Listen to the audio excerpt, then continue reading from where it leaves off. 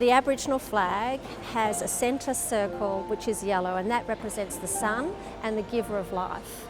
At the very bottom you have a red section which represents the land, and the top section is black, and that represents the Aboriginal people themselves.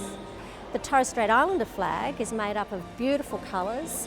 You've got the green that represents the land, the blue that represents the ocean, the black that represents the people themselves, and the white that represents peace. And then there's two symbols in the centre of the flag.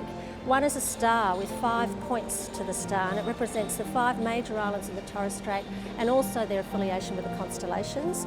And then you've got a traditional headdress that's sort of worn over the head and the shoulders. It's a beautiful flag.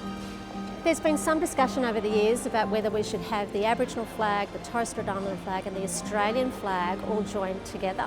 I'm not quite sure whether that will ever happen, but I think it's a really good conversation to have, and it's a conversation that all Australians should have, because these things symbolise ourselves, gives us a sense of pride, a sense of purpose in some ways, a sense of identity. So it's a conversation that we all should have together. We always see the Aboriginal flag used with the Torres Strait Islander flag. You don't see one without the other, they're both flown together. And ideally you would have all 3 flags flown at the same time. So that's the Australian flag, the Aboriginal flag and the Torres Strait Islander flag, because we get a sense of place and we get a sense of history of those people that have come before us and who we share the land with today.